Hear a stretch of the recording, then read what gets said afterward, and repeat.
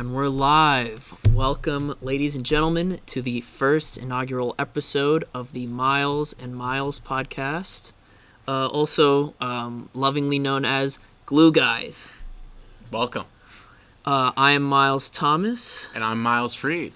And, I've heard, Miles, that you have a game planned for us today. Can you tell me a little bit about what you have planned for us? Yeah, both of our names are Miles, so we might as well use it to our advantage. When talking about the NBA, fun thing that you hear announcers, commentators love to brag about their own players is the miles covered. Yes. Per season, in their lifetimes. There's definitely some names that are expected. I think I know where this is going. I have an idea where this is going. I'm going to host our first official game show. Okay. And I want you to try and guess the top 10 of last year's distance covered in miles. And I'll let you know the amount of miles covered. So what do I win? What do you win? Yeah. My respect. Okay. So nothing. I mean, depending on how easily you do it, we can figure something out. All right, sure. Yeah, we'll cut a little deal in fantasy or Sure. something. All right. So right. 10, do I have to go from 10 to 1? No, you do not have to get 10? in order. I'll let you know. Is this like Hangman? Do I get a certain amount before I lose? No, I would say Like how long if you until give up, Yeah. there's plenty of names, there's plenty of players. I don't think we'll reach that. I'll give you hints as we're coming down to it if we're starting to waste too much time. But I think it'll... a lot of these names, I think... And for the people watching, because we also have the listeners at home without the video, I have my laptop here with other things. I am not Googling this. I'm not cheating. Miles looked at what I was doing before. Anyway, I mean, come on, I'm not gonna cheat. So anyway, total distance, I would say this going is over by the whole season. Over the whole season, so Okay. health definitely matters. Players Right. that play every game will certainly, I think that'll be a hint enough. But also they have to be moving. They do have to be moving. It's distance covered during the whole entire season. Okay. I have the total numbers according to NBA.com. So Shout a guy out. who's in the corner all game may not be. Anyway, let me get a guess in. Yeah, please. Because I'm pretty sure Mikal Bridges has never missed a game ever in his NBA career. So I'm pretty sure he's got to be on there, top 10 for sure. He is number 2. Interesting enough, on NBA.com, it says he played 79 games last year. I don't know if that's true because I feel like you're right. Right. But that's a thing. Surely, but he is number 2 on this list, and the total distance was 211.7 miles. Okay, so okay. Number 2. Number 1, I think, is going to shock you. Well, I'm going to take a bit of a guess here just Go for because it. he's always moving on or off ball. Steph Curry. Steph Curry is not in the top 10. All right, so that's strike 1. Yeah. He's not in, I took a screenshot of the top 20 or so names, and he's not up there. Okay. I don't know if that's health-wise. I don't know how many games he played. Could be he missed a few games here and there. I guess the next one I'm going to put up there... All right, hear me out. LeBron James. LeBron James is not up there. He did play 70 games or so. That's crazy. I mean, he does stand around a lot. not but to get into shit-talking LeBron too early. That's your thing, but he just plays so many minutes, That was my thinking. So, I'll tell you that no one in the top 10 had played less than 74 games last year. Okay. Thinking about players who played a lot of games last season. And I'll give you the amount of guards on here, and there are a couple bigs. Oh yeah, I mean, I could see it being Sabonis maybe. Is that an official guess? Yeah, I mean, I reacted. No, I would Sabonis say is number Sabonis. 1. That's crazy, really. Yeah, he Wow. ran the most. He played all 82 games, and that'll do it. The distance miles, it's 8 more miles covered than Mikal Bridges at 219.3. Okay, so I got got 1 and 2. Yeah. Now everything throw else some is gonna names be out, really hard. Well, because I mean, there's guys that I see running around all the time, but they may have missed a bunch of games to take them off the list. don't want to throw any names out there to get any of my... There's no punishment, by the way. Go ahead. Guesses, I'm limited here. I'm going to limit myself. I'm not just going to guess all night. I'll throw... God, it was just running around. Okay. How about Kentavious Caldwell-Pope? Kentavious Caldwell-Pope is not on the list or in the top, however many I screenshotted. Okay. Damn. I would say all of these guys, out of these guys, most of them are the one or two options on their teams, with two being an exception. I mean, I could... Okay, my next one, if I may. Go for it. De'Aaron Fox. De'Aaron Fox is on the list. Yeah. He is number 3, 4, 5, 6, 7. Number 8 on the list is De'Aaron Fox. Yeah, because now I'm thinking the Kings not only is Sabonis number 1, but they play very fast pace. Yes, they do. So I'm thinking that has a lot to do with it. So now I'm thinking maybe that's going to be a theme here. I think that's a fair way to think about it. So with that, now, there's going to be some randoms on there. I wouldn't call them randoms necessarily. There's some tough ones, I would say, but you're on the right track for sure. Alrighty. No, that guy missed a lot of health. I would say...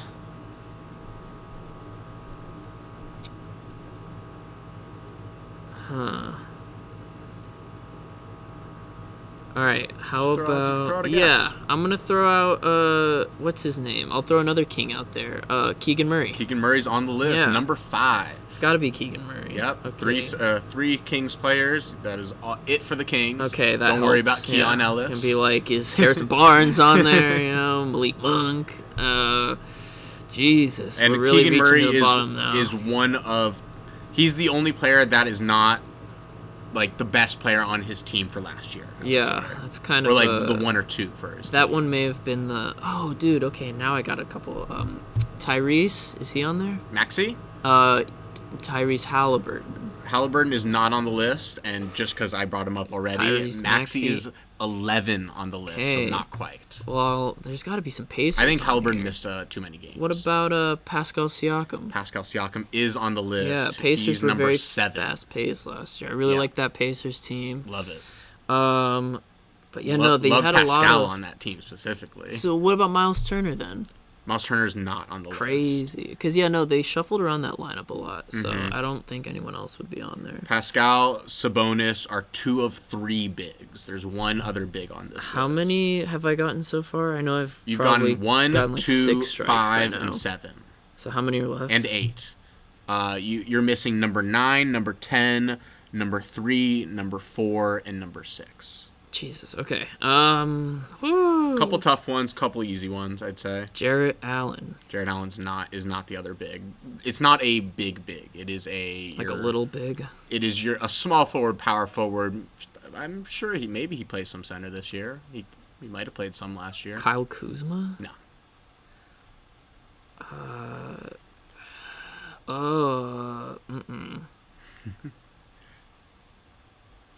I'm gonna throw. Is Jalen Brunson on that list? Jalen Brunson is number 4. Yeah, right. Jalen Brunson was the entire Knicks team last year. Yes, he was. So, playing 40 or at minutes least their a game. offense. So, Hey, he's everywhere on defense too. I love Jalen Brunson, bro. Yeah, but that's a good defensive team, Sure, but I think he's because of the amount of charges he takes, I could see him moving around a lot, guarding guards especially always. when Randall went down, and his boy Hart and DiVincenzo, they're nice, but they don't really create offense for sure. like Brunson. So I see him moving around all the time.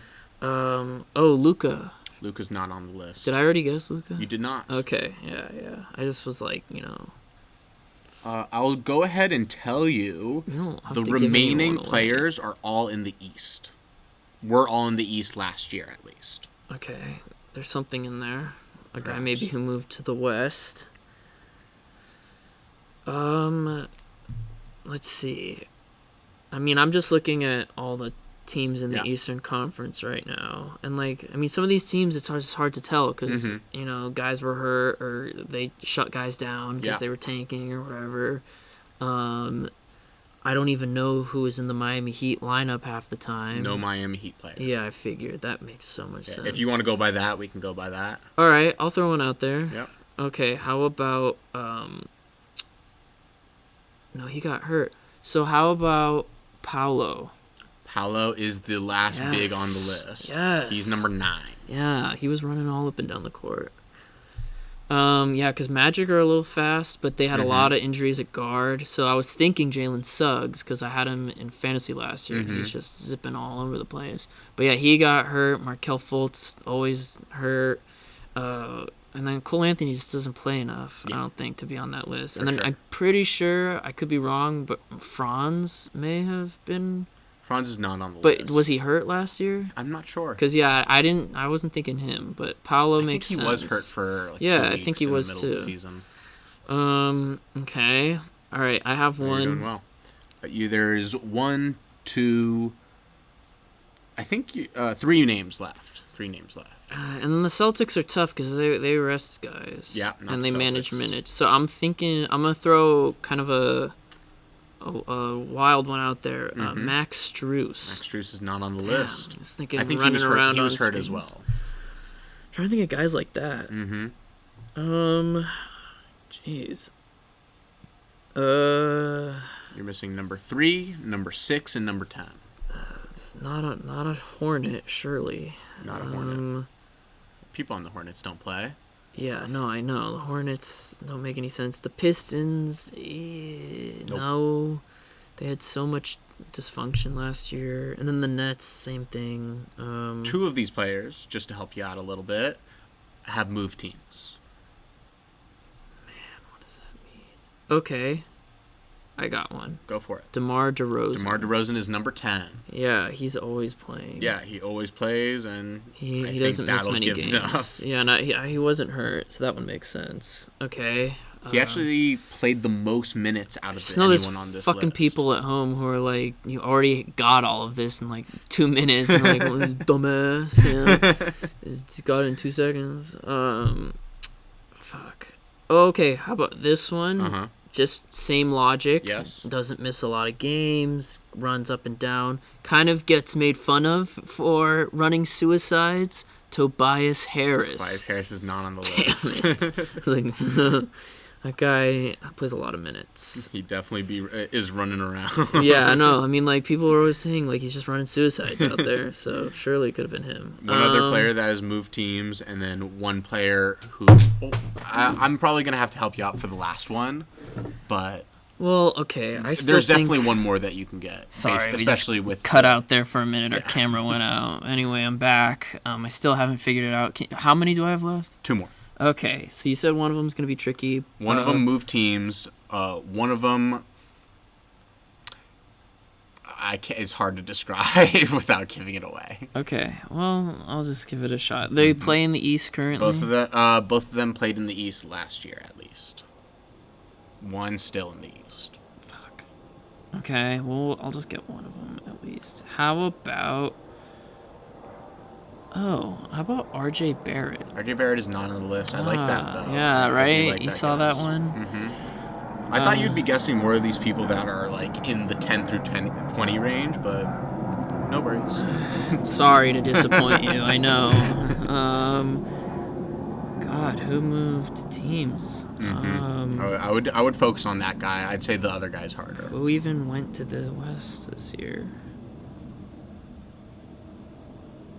No. He might be the only other name to go West this year. Not Isaiah Hartenstein. Not Hartenstein. Yeah, I was gonna say no chance because I would say for these 2 guys left, they're guards. Both of them are guards. Like DiVincenzo. DiVincenzo is not on the list. Both of them are guards, starting guards, with All-Star. Either they have been an All-Star before, or maybe there's some potential. They aren't perennial All-Stars by any means, but they're definitely either have been in conversations, or maybe you could see them in conversations. Okay.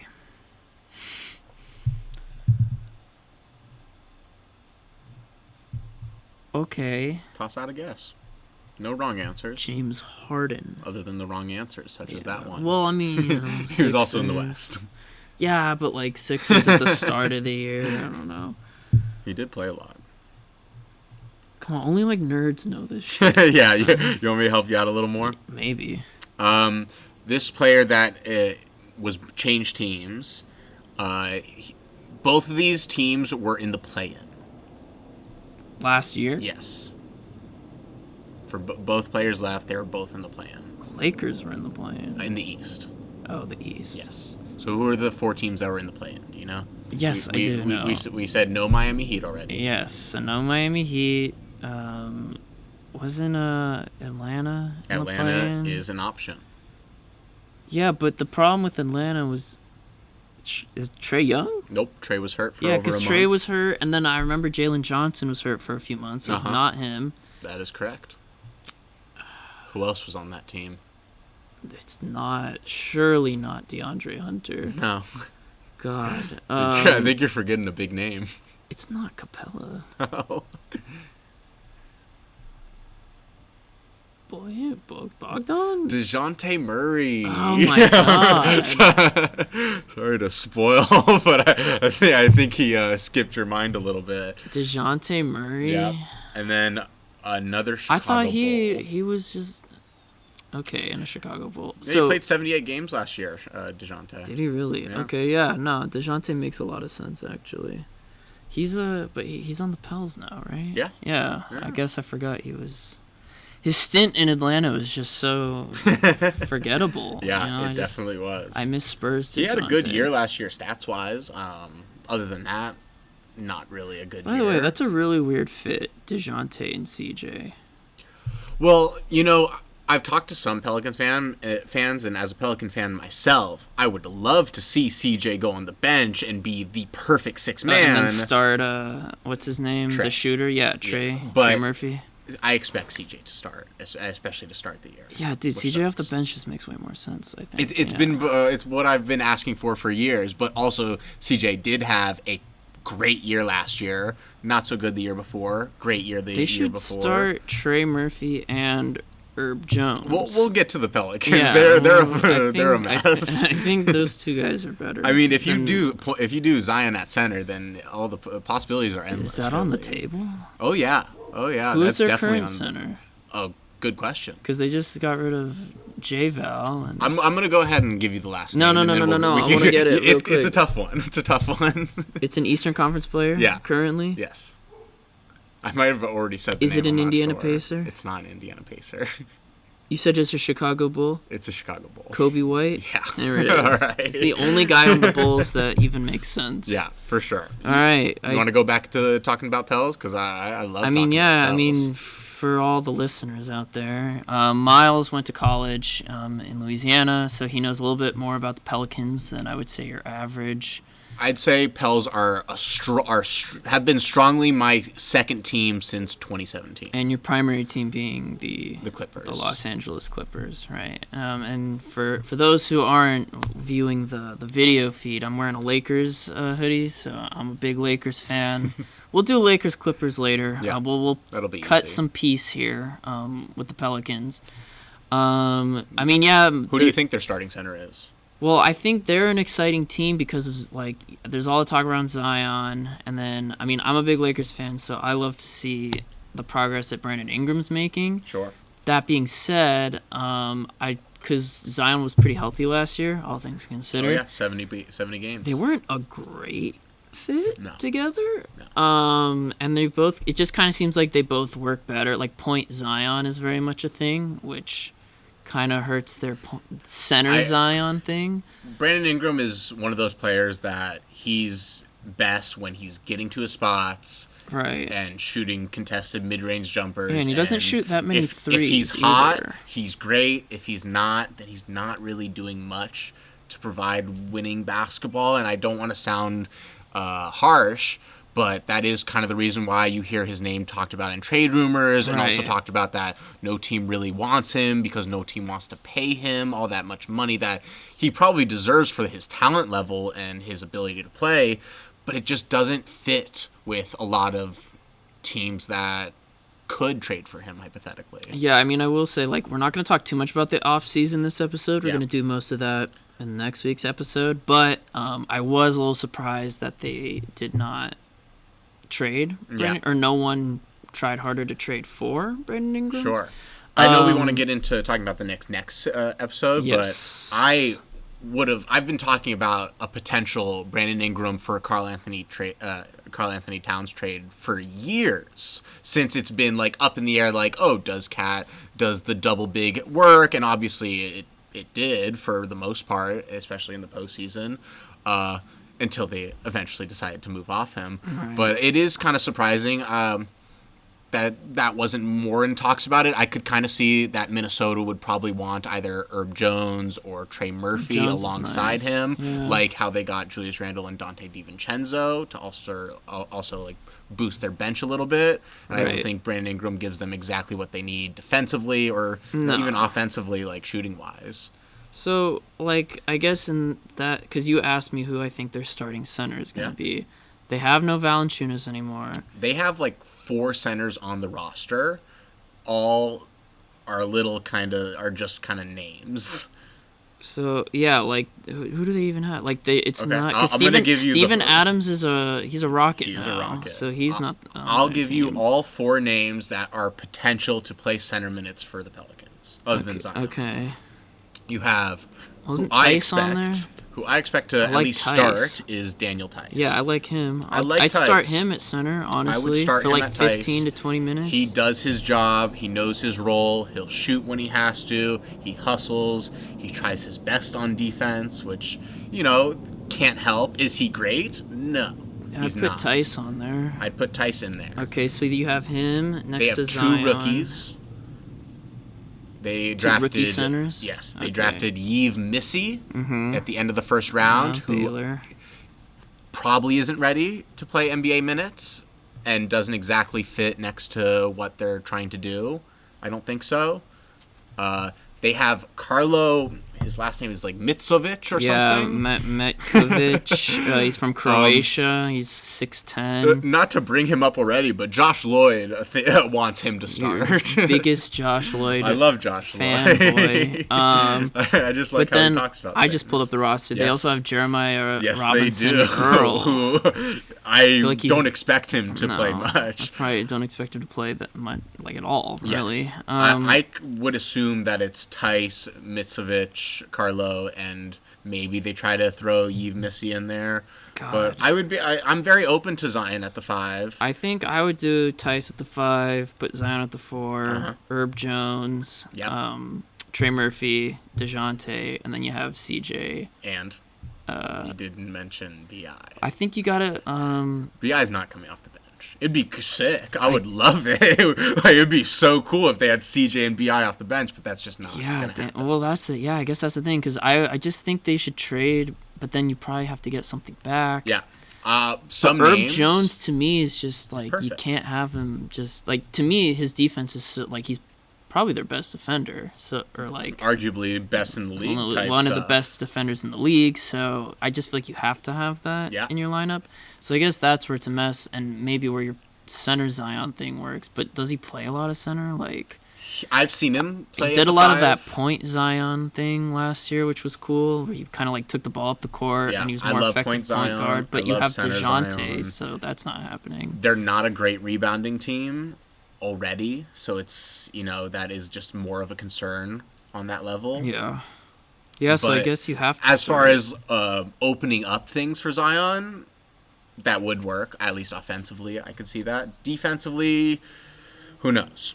I don't know what to expect from Zion, especially on the defensive side of things. Yeah, because like if you have a guy like Jokic or Embiid, that, he's just destroying Zion every time down there. Like, sure. No disrespect, but they're just they're just bigger than him. They are much bigger than him. I mean, Zion's all of 6'6". Yeah, listed at 6'6". Pretty so who really knows? Relatively. And I guess he lost weight, which I'm happy for him, but I don't know if that supports him at the 5. And so I guess my question then is Trey Murphy, I know you're high on him, but is he good enough to be a starter on this team? Absolutely he is, but they just have too many players that I don't expect him to start at the in the starting 5 at all. I guess he would be the one who would have to come off the bench then, because then I guess you put maybe Herb at the 2, and then BI at the 3. Yeah. And then you play him off the bench, Trey Murphy, and I guess CJ off the bench in an ideal world. So I'm not sure who the quote comes from, but it seemed like the first crack of the starting five is going to be DeJounte, CJ, Herb, BI, and Zion at the 5. Okay. I think they're going to embrace the small ball. How long do you think that goes on for? It'll depend. It depends how much it works. To me, it's a little bit I mean, like, obviously, Zion is a much better player, but, like, remember that Pocket Rocket era in the bubble when they had PJ Tucker at the 5? Mm-hmm. I mean, I loved that at the time. I thought it was sick. But yeah, like, it just didn't work. Like, when they got to the Lakers and, like, you know, Anthony Davis had a great series. He's just so much bigger. Like, JaVale McGee, Dwight. It's just they couldn't match up size-wise. So I just worry long-term. Like, is this going to work? I do think it's a little different as far as, for one thing, the Rockets that year, they did the craziest thing ever, which was trade every player over 6'7". No, I know, like Capella was shipped out of there. Like they could have started PJ Tucker and still had an option for the big guys, but they decided to like double down and trade away every big player. Their tallest guy was actually Robert Covington, but you don't expect him to guard big players. No, yeah, he's definitely more of a wing player. Yeah. Where is Robert Covington now? I don't think he's on a team right now. Let me look it up. The Clippers traded him to Philly as part of I remember that. As part of the James Harden deal, I believe. So it says here that Robert Covington is unsigned. Yeah. Wow. Was he on Philly last year? Yeah, he was traded from Clippers to Philly. Dude, that trade was so funny. We gave them 4 power forwards. I mean, it's just his career is just so weird to me because like he was on the Rockets as an undrafted free agent and nobody knew anything about him. Then he goes to Philly during the process, and he was pretty good. Made some all-defense teams. Yeah, he was a starter during like that really early era with Joel and, you know, McConnell and stuff like that. Like, that was a pretty cool team. Him and Sarge were holding it down. Where'd he go from there? Minnesota. He was in Minnesota. That was part of the Jimmy trade. Remember that? Yeah. And then he goes back to Houston during that short little stint in the bubble, or during that era. Sure. I thought he was pretty good on that team, honestly. Yeah. But then he goes to the Trailblazers, and I thought his stint there was a little disappointing, actually. I remember that. And then he goes back to he goes to your team, the Clippers. And I know Clipper fans are always mixed on everyone that joins the team, but there was a large community of Clipper fans that wanted him to start, wanted him to play a lot of minutes. Were you a big Covington guy at the time? As far as we were playing a lot of Marcus Morris minutes. Oh, okay. And I did prefer the idea of Robert Covington, especially in a starting lineup with all of our stars. I thought he meshed a little better defensively, and even his offensive game, being a 3-and-D guy. He shot the ball well with us, like in the couple games he played, but Ty Lue and Marcus Morris had a little bit of a love affair. Oh, I see. a little bit of your like Taurean Prince, Darvin Ham kind of. I mean, look, man. I would say like for me the even more extreme example is Cam Reddish with Darvin Ham, because I mean I liked Taurean Prince a lot. I thought he was pretty. I do not like Cam Reddish, man. I mean, I thought he was like before he was on the Lakers. I thought he was an exciting player. Sure. Like from a distance, you know, like he was a cool prospect. I loved him but he's been underwhelming at the college level, and then pretty much every year of his NBA career. Every stint. I mean, everyone thought like New York would have been pretty good for him, and nothing happened there. And then was he on the Blazers after? Then he was on the Blazers. Yeah, and nothing that was also happened supposed there. to be a good setup for him. And then Lakers gave him plenty they gave of him opportunity. as many opportunities as he'll ever have. He was certainly decent to start the year. He struggled to like at the very beginning, but I remember there was a stretch of a couple months where he was the best perimeter defender on the team. That's tough. I remember Cam Reddish is your best perimeter defender. Yeah, though, of course. You know? I do remember one Lakers-Clippers game last year where he like basically locked up Kawhi and Paul George for most of the game. I mean, and I remember that being a big boost for him. Cam Reddish locked up Kawhi and PG. For one game, for sure. I mean, yeah, he's just, to me, like, he has, like, there's that build that all the, like, a lot of these players now are coming in playing a lot like the Paul George type, where they can handle the ball, they're tall, they're long, they can shoot, and they can defend. Yeah. And it fits that mold like perfectly, yeah. you know? But he can't dribble. He really can't shoot, honestly. Like, he's really not a good shooter. I mean, that is probably what it comes down to. Yeah. That is what it comes down to for the whole mold of being an NBA player.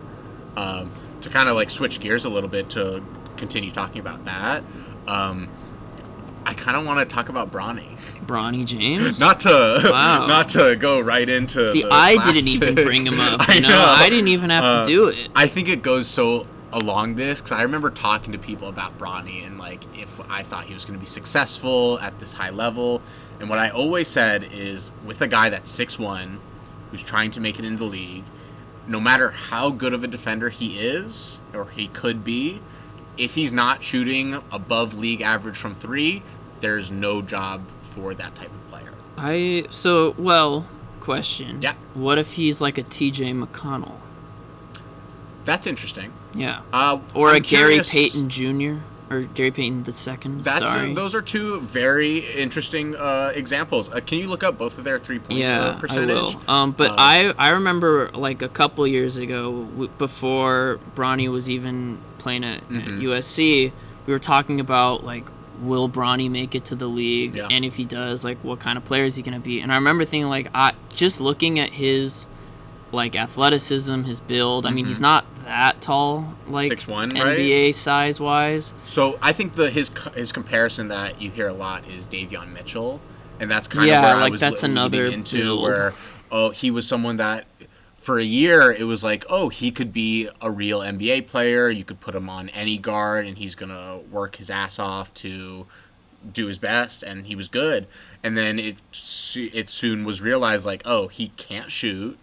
And he can't play, and you'd just rather have a guy like Keon Ellis, who's just a little bigger and just has a little bit more offensive versatility than that. So I just real quick, TJ McConnell, for his career, so 35%, 3-point shooter, which actually league average is like what, 36? That's better than I expected. However, he averages under 1 3-pointer. Sure. A game for his career. Now, that being said, last year he shot 41% from 3 at 0.6 attempts per game. So he doesn't shoot that often. I'd say in those two examples, TJ benefits from being known as a glue guy, funny enough. If we were ever making a starting five of glue guys, he is certainly if you want to come on our show, on the Miles and Miles show. Damn near be my first choice. Crazy enough. The glazing. Okay, speaking of glue guys, Gary Payton too. Yeah. I think he benefits from being with the Warriors. Like, there was a year that one Portland stint where he didn't even play. And I liked it when they first got him. He was hurt all year. He was, but he was also bad. Yeah, he played, I think, 15 games, started, like, I don't even think he started any, maybe one. But he was, like, hurt the whole year. Yeah, he was. But I think of being a part of the Warriors, there's a little more wiggle room for being just a hard-nosed defender athlete. Right. Who just like makes the right play and does it.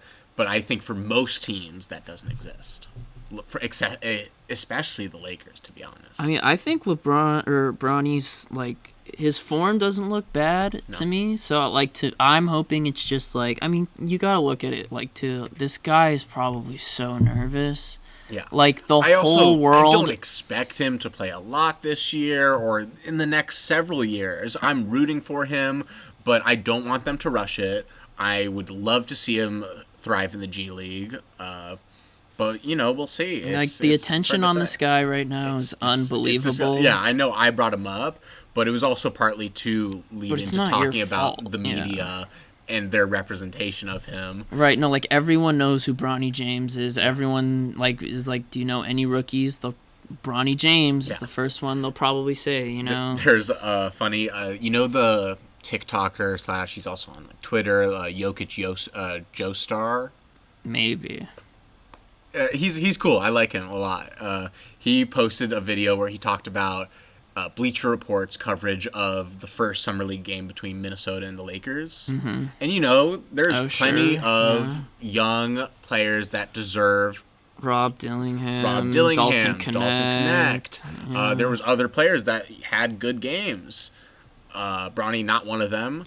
None of those players got a post from Bleacher Report, and Bronny got 2. I mean, I've watched each Laker performance, if we want to call it that, from Bronny. I honestly, I mean, there's two extremes here. Like, people are like, oh, Bronny, he's got to be awesome. He's got to be a star like his dad, fulfill the prophecy. And then there's people who are just openly, like, rooting against him, you know? I actually don't think he looks out of place. I think his defense is pretty good, especially for a guard. I know a big thing, like last night in the first preseason game, he got 3 blocks. I didn't really do anything on offense. Did you see the comparison for that? The only other player to do that in a preseason debut? No, who? Dwayne Wade, the best shot-blocking guard of all time. See, he's in good company already. You heard it. Bronny will be Dwayne Wade to LeBron's older LeBron, you know? I mean, that would be great if he could be anything like a Dwayne Wade. I mean, I would be just really happy if he was like a Gary Payton II type of player. Sure. You know, like a great defender, athletic, can push the ball, finish at the rim. That's something I really want to see from him, is finishing at the rim, because I know he's kind of shown that he's more of a jump shooter on offense. I think that comes with nerves. Right, for sure. I mean, he's just settling. I mean, they're also leaving him open, which, I mean, makes sense. Yeah. But for the few times you see him on, like, a fast break, or when he actually takes it to the hole, like, you see the James DNA, you know, like it's explosive. Yes, he looks good when he actually does stuff like that. But no, his jump shot definitely needs a lot of work. He's not really a point guard. He doesn't really play make. Sure. I know his ceiling that people talked about for years was always Jrue Holiday. I mean, I would love if he was a Jrue Holiday. I think we would be blessed. Any prospect would love to be Jrue Holiday. That being said, I personally don't see that for Bronny. Jrue Holiday's also big. Yeah, Jrue Holiday's a bigger guard. Big guard with. He's not necessarily someone you want to like go get a bucket, but he can. Jrue has a lot of 2 in his game, as well as like primarily being like a lead guard. He can do it all. He can do it all, exactly, and he's much bigger, he's longer, he's taller. That is, like, I'm happy that that's the ceiling for him. It's a great thing to Plus, aspire to be. Jrue is just a better, like, he's smarter, too. I mean, like, obviously now, but, like, coming out, you could see it. To aspire to be, for Bronny. I mean, he's in the right headspace if that's who he wants to be, rather than being like, oh, I'm going to be, like, Russell Westbrook or Ja Morant or Derrick Rose or something like that, you know, like... I like that he wants to... Like, I don't know if he chose that for himself. Right. His father, you will play like Jrue Holiday. His biggest fans are like, he is Jrue Holiday already. Right. No, I mean, there are like the crazy Bronny fans. I mean, I'm a fan, I'll say. Like I know there's a lot of casual Laker fans, just like on social medias and whatever. Not to like talk down on them at all, but there are people like, like when JJ Redick released his starting 5, where's Bronny? No, I know. I mean, I honestly don't even expect to see Bronny play much at all this season. I mean, I think someone put out that like report or something, or I saw it somewhere where they were saying like there's definitely going to be that moment early on in the season. I see it game one, where they get Bronny and LeBron on the court to have that moment. If I'm them, I definitely get it out of the way. Yeah, build up hype for the season. And then just send him to the G League to learn. Yeah, and I have no problem with that. Maybe if they want to elevate him, come like playoffs or in-season tournament. If there's injuries, whatever, if it makes sense. For whatever reason, I could totally... But I don't want him taking... Like, I think a big thing that a lot of Lakers fans are missing is that, like, Gabe Vincent was basically invisible last year due to both injury and ineffectiveness. But I do think he's going to come back and be strong this year. Gabe Vincent. Yes, Gabe Vincent. I do think he's going to come back and be strong. So I think those backup guard minutes are pretty much primarily going to go to him. Mm-hmm. I think you're going to see a lot of LeBron at the 1, a lot of Reeves at the 1. Mm-hmm. You may even see a little bit of Connect leading the ball. I could see Connect just like with Braun, sure, like as just like the smallest guard, kind of like a point forward, like something like that. Just because like I don't think. Yeah, this idea that Bronny's going to come in and be the lead guard. And then, I mean, of course, I didn't even mention D'Angelo. Cam Reddish also. Cam Reddish. I mean, well, Ham's not there, so maybe his minutes will go down. But yeah, and then, I mean, the other one, too, is Max Christie, because the Lakers front office is in love with Max Christie. I'm really hopeful for Max Christie. Oh, and God. Jalen Hood-Schifino. Yeah, of course. The guy. I mean, I'm going to take it as this is going to be kind of like his rookie year, because last year was just so... I mean, I can't even call it up and down. It was really just all over the place. Mm-hmm. But yeah, no, I mean... I don't remember. Lakers are one of those teams I probably watch the second most, just because they're always on. It's funny, because... Their games are always insane, the way the style of play, how... It seems every single game they go down 10. Oh, God, they slowly fight back. It's like, yeah, I mean, that's the thing is like a game is probably always exciting, whether that's good or bad. Always. I mean, that can be versus the best team in the league and then versus like, the Hornets. But yeah, like Hood-Schifino's, I think he's a talented player and he's got the right instincts. I just don't like his jump shot is broke. He's not very fast, like for an NBA player, What does he do well, in your opinion? I mean, it's hard to say because we just haven't seen enough of him. Yeah. But like coming out of college, he's a very crafty scorer. He was a lead guard, so you hope that his playmaking evolves. Was he a lead guard? He was. I mean, I'm pretty sure he was. But if he was a two, he was one of those combo twos. His comps were.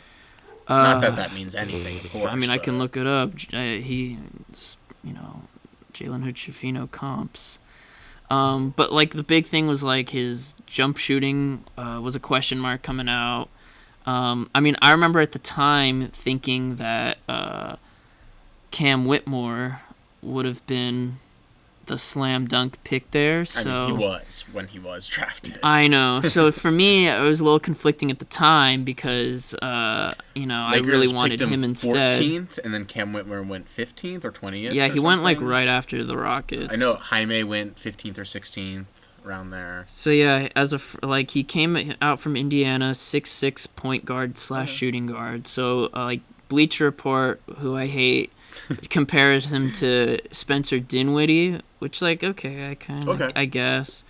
I mean, I guess I kind of see a little bit of that, a little bit of like a taller like Terry Rozier or like a D'Angelo Russell, kind of because like they're both a little on the slower side, but they have the size, jerky movements to get by people. Mm-hmm.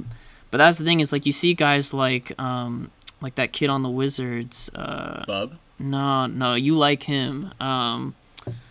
What's his name? Out of Wisconsin. Second year, third year? Yeah, Johnny Davis. Johnny Davis. Yeah, he was similar where he was kind of like a crafty scorer and not really like an athletic scorer or like an elite jump shooter. And he's been struggling like mightily. I mean, we forgot his name. Sure. And his role in the NBA because he's that ineffective right now. Mm-hmm. But yeah, like guys like them, I just, it seems like they don't always come out being at least like NBA ready, but also like it's a tough ready mold. At all. They just really don't really get fit in the NBA a lot of the time. So I hope I'm wrong, and I hope Jalen Hood-Schifino has a really strong bounce back season. I mean, it's basically his rookie year. But yeah, no, I kind of wish we took someone else there. Yeah, Jaime. That was one that a lot of people wanted. Yeah, I mean, the UCLA. backyard pick. Yeah. And he would have actually played minutes for us last year. But then at the same time, if we had him now, maybe we wouldn't have taken Dalton Connect, who I'm really high on. And also, personally. you never know, given the opportunity, if he would have played that much, given that like Cam Reddish and Taurean Prince were getting I mean that's a good point too. Yeah, like those. You never really know if he would have blossomed like he did. I actually love Taurean Prince, but yeah, point still stands. Yeah, like a guy like Jaime Jaquez should be getting minutes over both of those guys. Yeah, and I don't think Ham was going to do that. Sure. Just to talk a little more in depth about the Lakers. How do you feel about the starting lineup? Do you think that's the right starting lineup? Yeah, so, I mean, correct me if I'm wrong, but J.J. Redick said it's going to be D'Angelo, Reeves, Bron, Rui, and AD, right? Yes. Okay, I mean, that's the lineup that we've kind of been asking for years. I will say the lineup that a couple years ago when we had that really nice run and got to the Western Conference Finals included Jarred Vanderbilt at the 4. Who's currently hurt. I mean, he was hurt a lot of last year, too, which you can point to that to being one of the reasons why the Lakers kind of for sure didn't reach their fullest potential, in my opinion, that they could have. I do think... He was also a little bit less effective. I mean, it's tough because he's just not a good... or he's a pretty decent finisher, but he's just not a very good offensive player overall. It seemed like when he was sitting in a corner and no one was guarding him, and he was a last-second... option. He's all right. Who if he makes 2 threes a game, he's having a perfect game. Yeah, it reminds me. He's going 0 for 4. It reminds me a lot of like the young version of Jaden McDaniels. I mean, he's expanded his game a little bit more now, but I always McDaniels has. Yes, to where he was just kind of like that, or Jonathan Isaac early on. Where they're really good on defense, and they have the potential to be that guy who can just hit a couple threes. Yeah. Keep the defense honest, finish the fast break. But yeah, other than Jonathan Isaac had that one really nice year before he got hurt a lot, and I do think Jaden McDaniels now is a little more dynamic of a player, but Vanderbilt really hasn't done that yet. I mean, his shot, it can be there. Like, I think he did have a stretch where he was hitting the 3 pretty decently, but like he's not creating for himself. He's not really a great the Warriors, finisher. I think he had a really good shooting series, and also maybe against Memphis during that Western Conference Finals run. I think he was great that entire run, and he was someone that you just put on the best non-big, but even so, like, he was playing a lot of against the centers sometimes. No, exactly. I mean, he is, I think, other than Anthony Davis, of course, like probably the Lakers' best defensive player on the roster. For sure. So him having him in the starting lineup, I think makes a lot of sense. The whole thing with Rui is, I think there's this idea of Rui and the actual player. I mean, I've seen him be pretty good, you know. He's very off and on when I watch. I'm not in love with his defense. Yeah. Sometimes. And his shooting, I think he's a good mid-range guy, but I'm not confident on his 3-ball. I kind of think his defense is he's a little bigger, but I kind of think it's a little, at least he's bigger, like, girth-wise. Yeah. Like nice. Kuzma. Where Kuzma, there were some games where it's like, is Kuzma a really good defender? And then most games it's like, oh, no, he's not. The one thing I like about Rui better than Kuzma is Rui, to me, is a little bit smarter with the basketball than Kyle was. Shot choice. And everything. Yeah, I mean, that's the thing, is like Kyle Kuzma would take shots that made me want to like chuck my remote, but then it was also pretty perfect alongside just the safe shots coming out of Bron and AD have someone that would just pull. I mean, it did like stress me out a lot, but there isn't really anyone on that roster, and I do think that's a quality that is beneficial in most cases to most teams, to just have one guy that no matter how much they're guarded, how far they are, that will pull and like it's got a chance to go in. And he is one of those players. Really? I mean, like, that's the thing, is like I like his finishing, you know. I still don't think he can dribble. But like, you know, just people this like to idea... equate him to Kawhi because he's got that robotic ball handle. Yes, exactly. But Kawhi has the robotic ball handling, but it's tight. Well, that's the it's thing with robotic, him and it's not.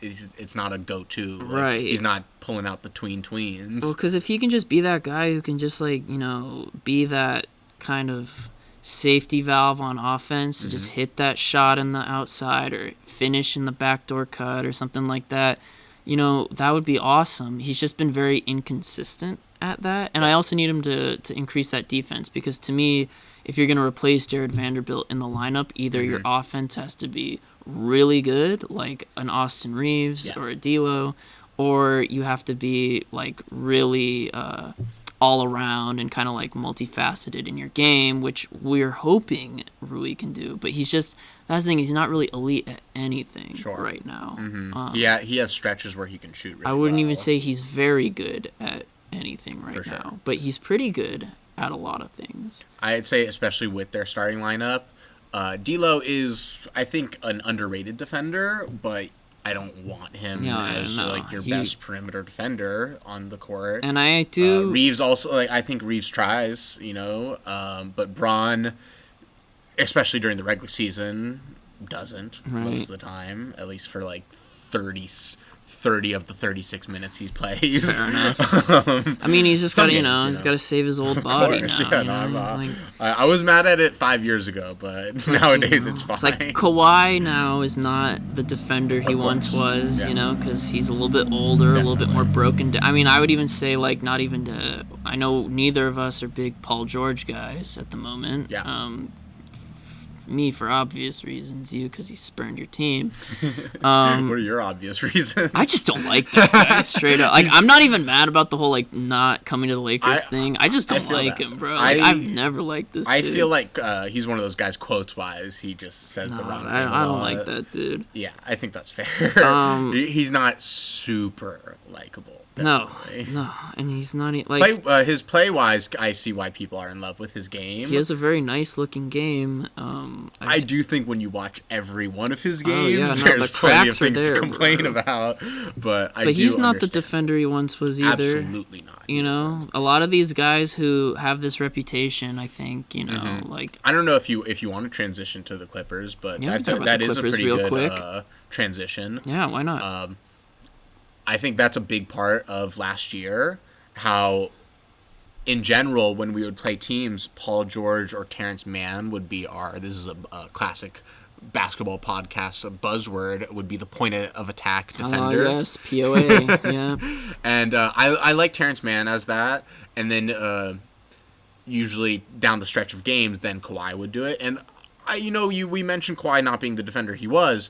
I do think Kawhi is still a top-tier defender. I don't want to come off as a hater. Kawhi Leonard is still a very smart defender. Yes. He's still got elite, GOAT-level defensive instinct. And not to sound like someone who's coping too much, but there was 2 months last year where Kawhi was, like, of those 2 months, the best player in the league. But you've got to be at the point now where you would rather Kawhi take, 100%.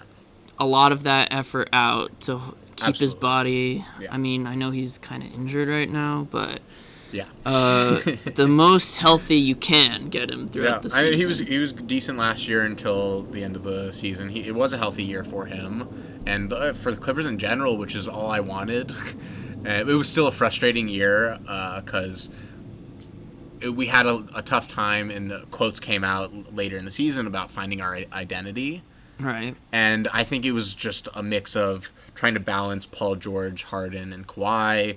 And it just never, other than the month where we weren't losing, but even during that month, it was just kind of like, one of them was going, or two of them at a time were going bonkers. Right. But then towards the end of the season, when they were kind of tired, it just seemed a little stagnant. Well, that's kind of, I guess, that and Clippers tired era. On defense. Right. That was like that era in general, though. It never seemed like those two were in sync. Absolutely. Ever. Like, it always seemed like one of them was hot, one of them was cold, or one of them was healthy, one of them was... And I'd say the only time when it did click was during the 2021 run that we had. Then Kawhi got hurt. Exactly. Yeah. The 7 games versus the Mavs, Kawhi was great. Paul George wasn't. Paul George's best moments as a Clipper was when Kawhi went down. Yeah, definitely. He took him over Dallas, right? Over Utah. Over Utah. The last game. Well, even though Terrence Mann dropped 40 that game, but he also was fantastic during the Phoenix Suns series. Oh yeah, that's what that was easily his best performances. He was as a nice. Clipper. It definitely, because of that performance, it was like, clearly we were at least going to make the finals. We won 2 games against Phoenix that year without Kawhi, and that's what was so frustrating about that time, because it really felt like something had clicked where they were 1A, 1B, and it wasn't 1-2, taking turns. It was much more just in the flow. But not to talk about the past, let's talk about the now. Yeah, I mean, like you were telling me a little bit before we got on the show about the Clippers starting lineup. Yeah. I guess now with a bit of a Kawhi injury looming over the season yet again, what is your starting lineup, or your ideal starting lineup? With or without Kawhi?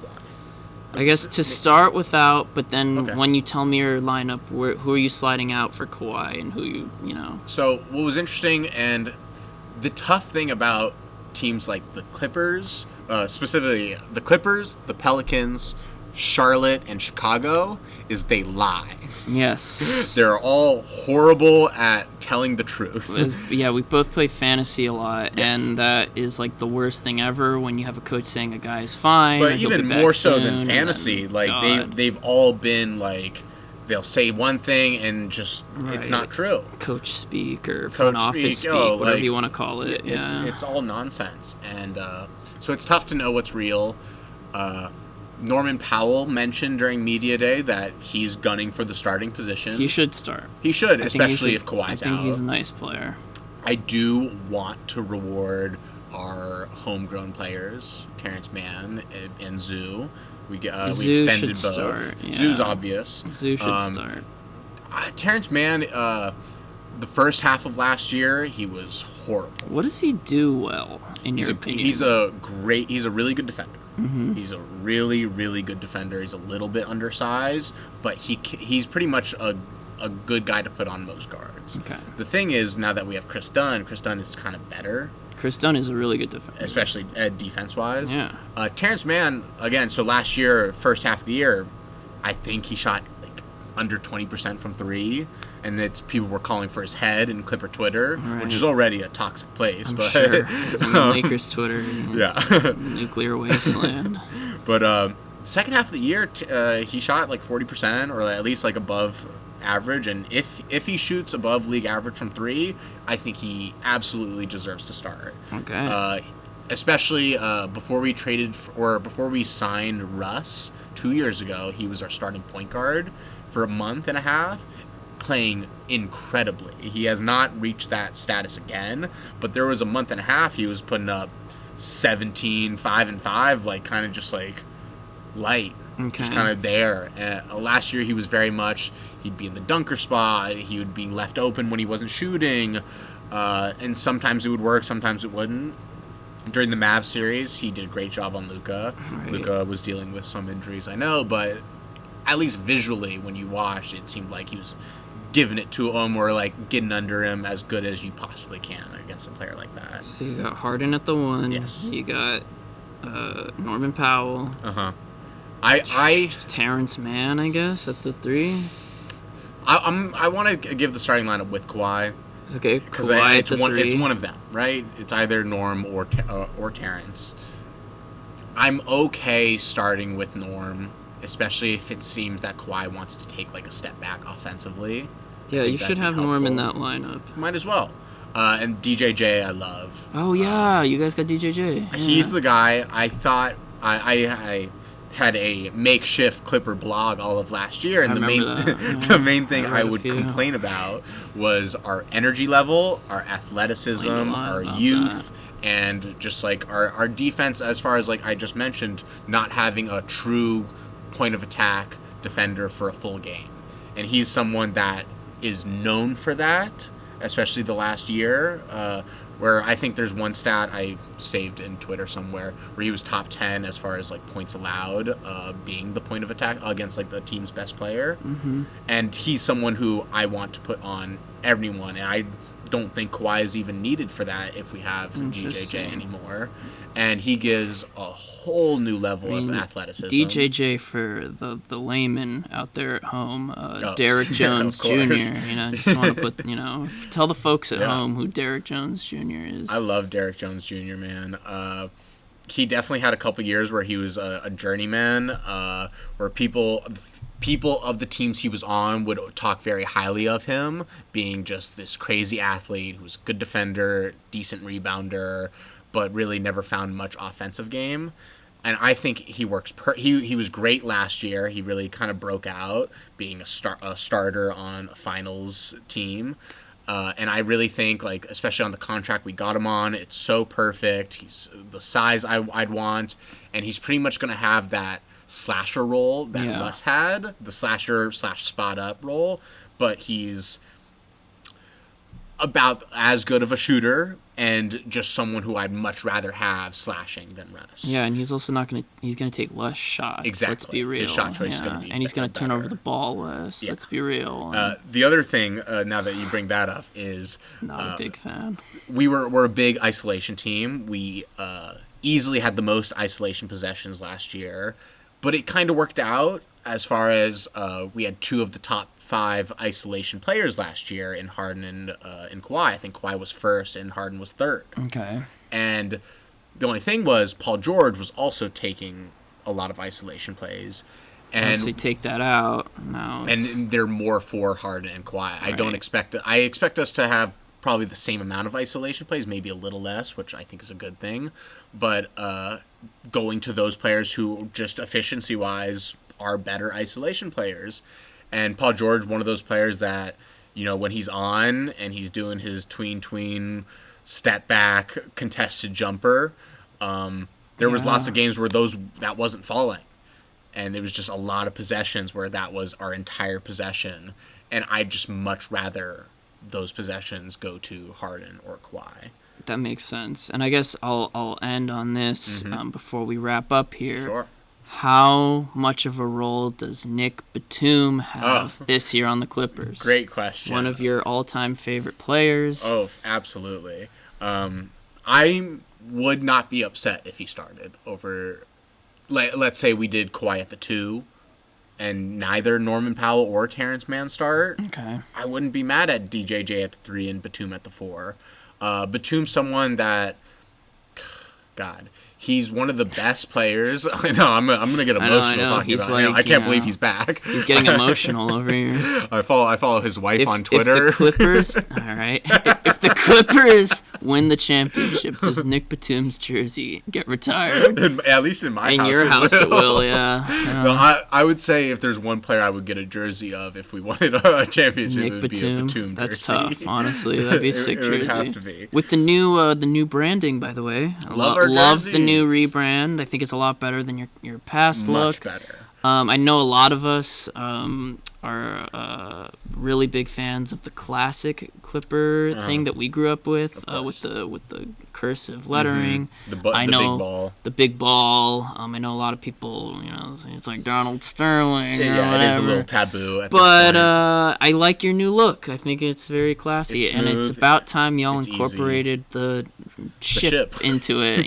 That's what a Clipper is. So my only complaints about it was the logo's a little. It's a busy logo. It's busy, but it's like it doesn't pop at all. Pop. It's like if you're like looking at a standings list on ESPN and you see all of that's the actually rankings, a good point. It kind of just looks out of place and like it's weird. Too detailed. I think it's maybe. Very detailed. Yeah. The navy blue is a little just like there. I really wanted us to go back to the San Diego Clipper colorway. Yeah, I know that's a tough one. Baby I like blue, that. Like the orange, a little bit of orange little like highlights on that. I like that Braves look. Funny enough, like that's our new G League team is just the San Diego Clippers with the old branding. That's sick. Which is like, that's actually kind of cool. All I ever wanted for the main team. Yeah, they should just do that for the regular team. That's what was crazy I'm personally I'm a Lakers fan, but I'm happy to see the Clippers incorporate red into their. I love the red jerseys. Jerseys again, because there's a little too much blue and black back then. Y'all are a red team, so it's cool to see the red back. I do like being a red team. Like your thing is red right now. Your Clippers shirt. Yeah, I like our red. I would have loved baby blue. Baby blue's different. Baby blue's nice. Yeah, I like that too. Like no team really has that. Thunder's more just like electric blue. Yeah, and the Nuggets aren't powder blue anymore. Yeah, you're right. It would have been. There's not really orange. Like Knicks are orange, but like a different kind. Completely. Yeah, you're right. I don't know. I would have liked that. Our bench. Chris Dunn is going to be spectacular. Nice. I think he's easily become a fan favorite already for Clipper fans. And just people in general have really come around on Chris Dunn. Left the league for a while, for a little bit, a couple of years. Came back last year and really proved a lot of people that he deserves to be in the league. And I think he could start also at that too. I wouldn't be surprised. Mo Bamba is a player. He plays. Hypothetically, if Mo Bamba shoots the three well and blocks a couple shots a game, that's like great. But do I expect that? No. I expect a big year from Zoo. I expect Zoo will be nice. Huge Harden year. I'm all in on Harden ball. I'm someone who was against Harden ball for your whole career, basically. Yeah, I've always been against it. But Harden proved me wrong last year. I was someone that I was doubting when we traded for him. I was calling for us to bring him off the bench, which is gonna ruin my reputation. I remember already. that actually. Yeah. I mean, I do think it would have been kind of cool. I was big pro Russ. I really wanted Russ to succeed on our team and be the main playmaker. We told you. But Harden came out and he played pretty in form. Being I called him last year arguably the best floor general in the NBA currently. He is a good point guard. Great point guard, great passer. There's not the floor general as a mold has definitely gone away. There's not many of them, and of the ones that exist currently, I don't see why he isn't the best. I mean, I guess we'll see with this upcoming season. I know you're really high on him, so I mean, you think he might lead the league in assists. I honestly don't see any reason why he couldn't. Mm-hmm. But I guess we'll see. Yeah. And then I guess we can talk about, I mean, there's a point guard in the East that I'm really high on this year, but we'll talk about that in the Knicks cast next week. Lovely. A little preview there. But yeah, Miles, I'm really hopeful. This is the only time I'll speak nice about the Clippers. I'm hopeful that your Clippers have a nice season and a healthy season this year. The last several years, all I've asked for is a happy and healthy season from the lads. Yeah, that's all we want. We've always wanted that Lakers-Clippers playoff series. So, I mean, hopefully this will be the year it actually happens. Meeting the play-in? Yeah, please. That'd be fun. It's stressful. But yeah, I gotta wrap up here. I gotta run. Should we wrap up? Do we want to do an overview or? This is our lovely set. I hope you all have enjoyed. I know those listening at home who aren't watching. We have a bunch of memorabilia here from Phil Jackson, some Lakers stuff, Michael Jordan, UCLA signed hat, the Book of Basketball, some bobbleheads here from one of Miles' favorite players. Not me, Miles. Him, Miles. Elton Brand. In a Buffalo Braves jersey. Yeah, it's pretty tight. And then we have a Kareem, obviously. Yeah, this is our set, so you'll probably see this again next episode. Hope so. Hope you get used to it. Hope you come back and watch or listen to us again for our next episode. But yeah, this is the Glue Guys. How long did we do? An hour and 5, an hour and 7. Shout out. So join us next week for the Glue Guys Part 2. Thank you.